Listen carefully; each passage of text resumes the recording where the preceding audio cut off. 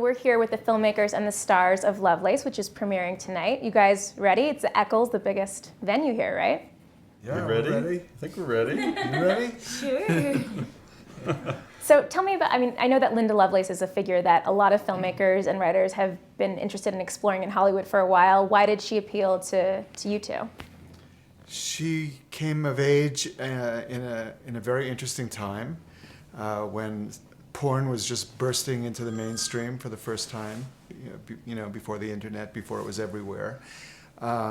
Sex was entering the conversation. It was the sexual revolution. And it was a moment when women started speaking up for themselves. And Linda really embodied all of that in her story. And she has a great story of her own struggle. It's a great story. Her personal story, she was a porn star at 22 and became world famous. And then 8 years later, she had a very different and darker story to tell. So that's the story we were most interested in telling. Right, because I know a lot of people, when they hear her name, think of, Deep Throat and the movies she was in, but don't know so much about the darker side of what went on with her, right, in her relationship? Yes. Yeah. Hence her marriage to Chuck Traynor. So you guys want to tell me a little bit about the characters you play?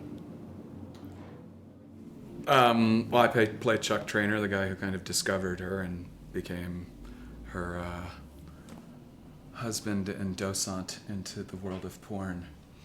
And she became a world-famous porn star.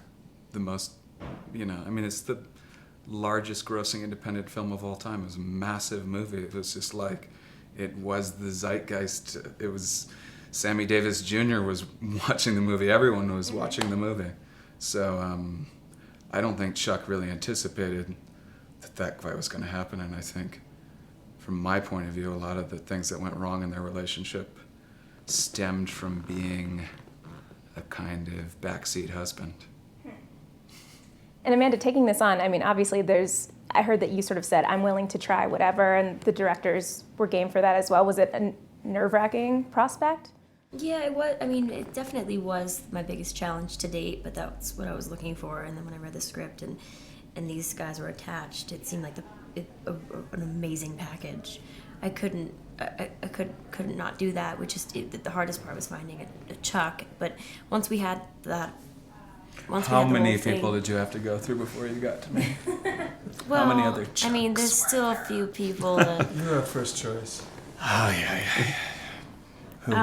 Who? But once Peter signed on, and that was a task. He was being tough, but I didn't want to do the movie, but mostly just because I had a 5-year-old girl and my wife was pregnant, and I just, was not drawn to that type of material or that type of person. I was wanting to do Pete's Dragon or something. It's a little different from that. But the wonderful thing about Peter's performance is that he brings so much humanity to this guy who behaves beastly, but you really understand why he's doing that. Peter really brings forth just the depth of what's going on for him. So in a way, you sympathize with his patheticness because of Peter's performance. I would hit some of those scenes, some of those violent scenes especially, and I would, because I would ignore the fact that they were coming. And then suddenly it would be the day when we were doing one, and I would go, we're going to shoot this now? This is what I do now?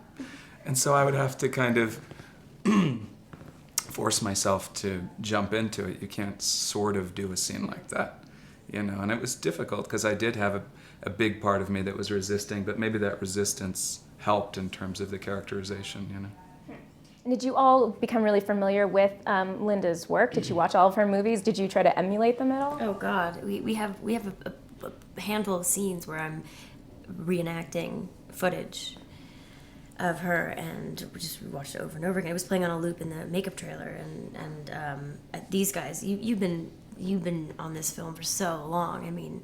Her inside and out, and it was just there's so much material. There's 2 books and a lot of interviews, and of course Deep Throat, which I had a lot of fun reenacting. In fact, way more fun. Those are the scenes that really are reenactments, where Linda Amanda is playing Linda Lovelace as the character in Deep Throat, but in the everyday scenes of the character, Amanda just embodies the spirit of the character. I mean, she did a lot of research to really just get to understand who this woman was and what she was about, and that's very different than trying to do any kind of impersonation, which was really only restricted to the recreations of the movie Deep Throat. What kind of research did you do? Did you talk to people who knew her, or? We talked to family members, and we talked to people who were very close with her. Her book is very, it's a lot of information, and there aren't a lot of people that did know her to speak to, but we definitely have our, we very much in contact with her family, but and they're very supportive of this project, which was great. But the thing about reading her book and trying to basically it's she's claiming all these things, and a lot of people just don't. A lot of people that I know that have read the book are like, well, you don't. I mean, this is just one side of it, but that's for me. That's all I needed. I mean, I'm playing her, and I do feel the responsibility of giving her a voice, and so therefore I went just like all in with that perspective. And Was there a moment when you felt like it was too racy, you were nervous about going that far? No, really? Wow. I always felt safe with the three of them. I never felt like we were gonna do anything that was gratuitous. Well, How did you create that environment on set? Well, I mean, the chemistry, first of all, we had time, the four of us together, rehearsal time, and that's, a lot of what the rehearsal time is about is just getting comfortable with one another. And you bring all that to the set, so by the time you're doing the scene, it feels you already have that kind of intimacy established. But the sexuality in the film, it's less about, especially for Linda's character, it's less about the sex act than her feeling free in her body. And that was the most important thing, I think, for all of us to convey, is that at this time, at that era, at that moment in her life, that's what was really going on for Linda. She had this sense of freedom about her, which ended up getting exploited and commodified, but it started from a very pure place for her.